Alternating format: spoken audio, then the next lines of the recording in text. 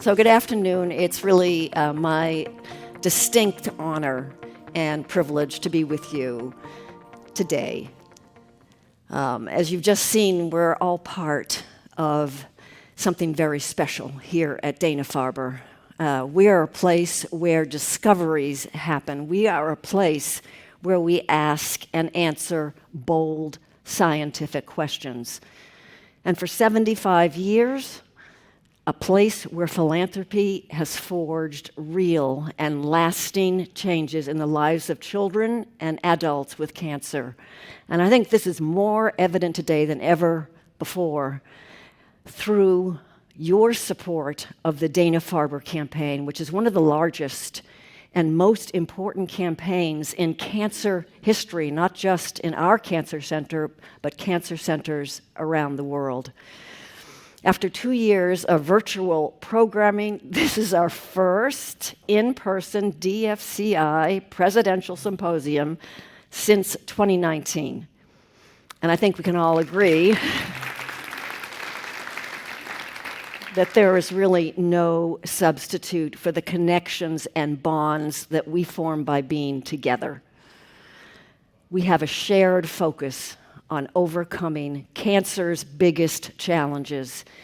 And here in this room, so many of Dana-Farber's most generous and loyal benefactors and advocates, each of you has my enduring gratitude. Throughout our time together, you're going to hear how your philanthropy is at work in our labs and for our patients. And that's going to include Chuck Straven, who will very graciously entrust us with his patient story later this afternoon. I thank our Dana-Farber trustees for your active participation at this event and throughout the entire year as champions for our mission.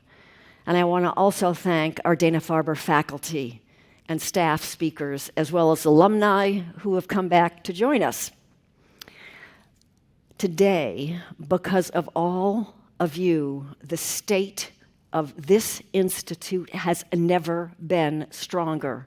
And speaking personally, I have always had the deepest respect for those who try to change the world for the better, rather than just complain about the states it's in.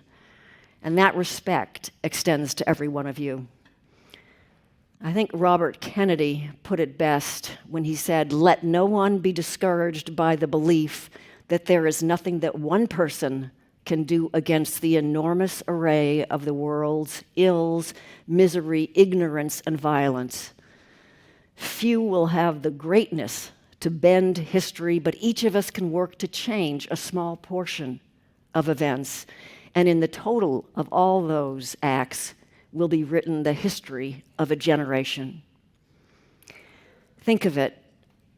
In helping the Dana-Farber, you are all making history. So let's start with why we are all here. We are here for children and adults and their families who are facing cancer,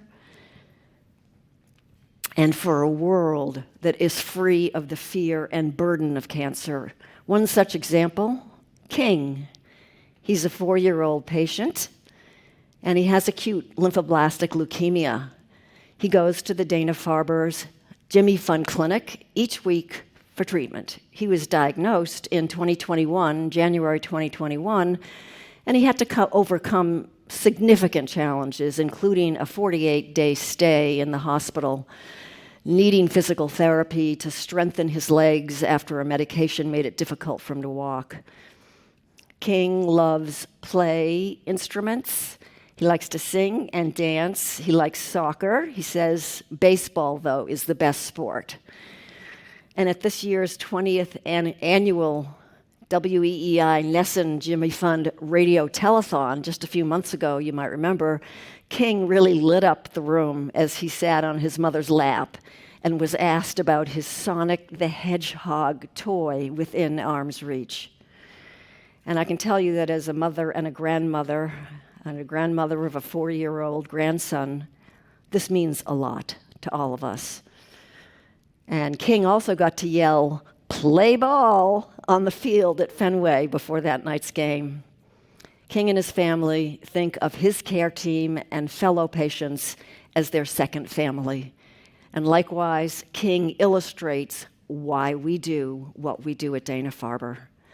For King and for more than 350,000 patients who count on Dana-Farber for care each year, and others worldwide who rely on the research we're doing here at Dana-Farber, we are dedicated to this single mission.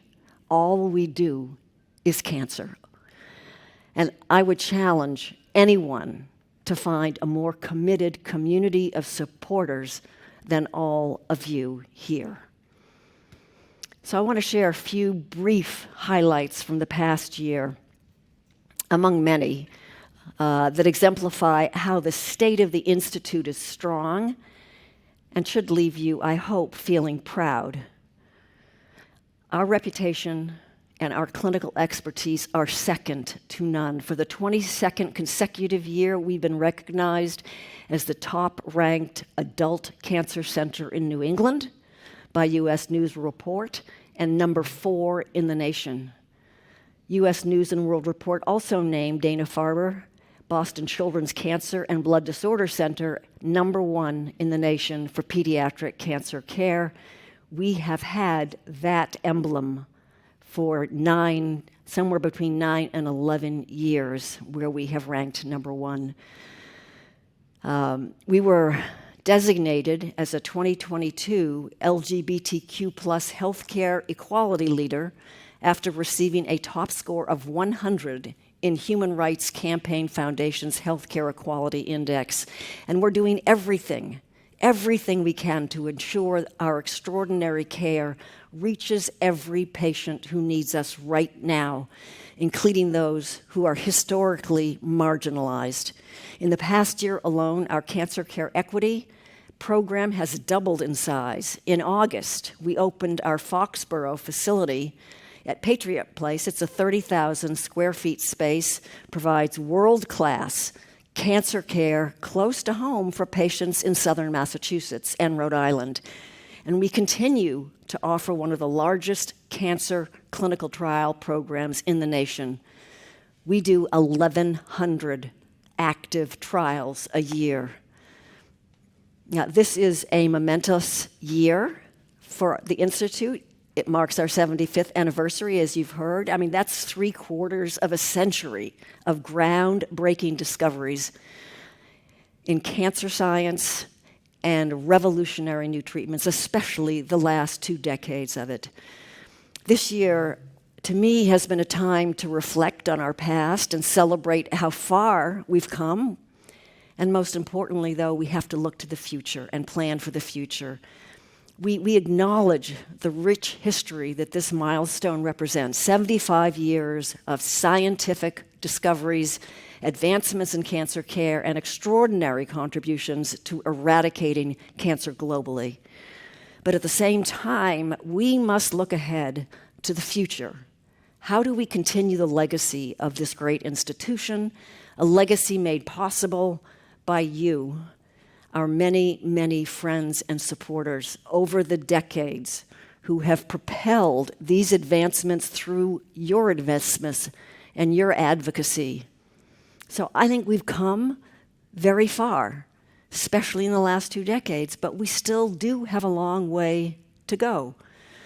Research and treatments are developing very fast, but there are still too many cancers that are difficult to diagnose early and very hard to treat effectively.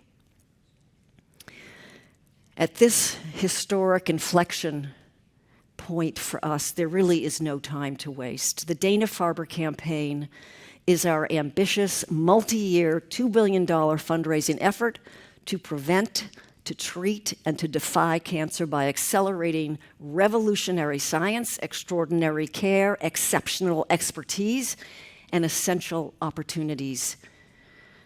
How can we increase our understanding of what causes each cancer?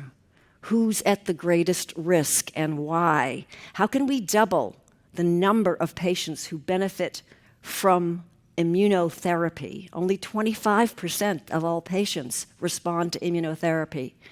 And how do we ensure that all patients have equal access to our signature patient care? How can we prevent cancer altogether or detect it at its earliest and most treatable stages? Well, finding answers to all of these questions is very ambitious, I know that, and there are only a few examples of our research priorities because there's so much more that we will do because patients around the world are counting on us. George Eliot said, "What do we live for if not to make life less difficult for each other?" And that is, after all, the mission of the Dana-Farber. And by making it possible for us to carry out that mission, all of you are a vital part of this. Just like our doctors and nurses and researchers and our staff, you are the Dana-Farber. We are all the Dana-Farber. So I'll close this State of the Institute address where I started with the story of the 4-year-old, Sonic, the hedgehog-loving king, and the stories you all bring together of your own deeply personal connections to our mission. The state of the Dana-Farber Institute is strong because of all of you, for every patient who comes through our doors and all those who are worldwide who rely on our research. That strength is epitomized in the compassion that we share and the hope that we provide to those who count on us. We will overcome cancer's biggest challenges together. And therein, I believe, lies our greatest strength.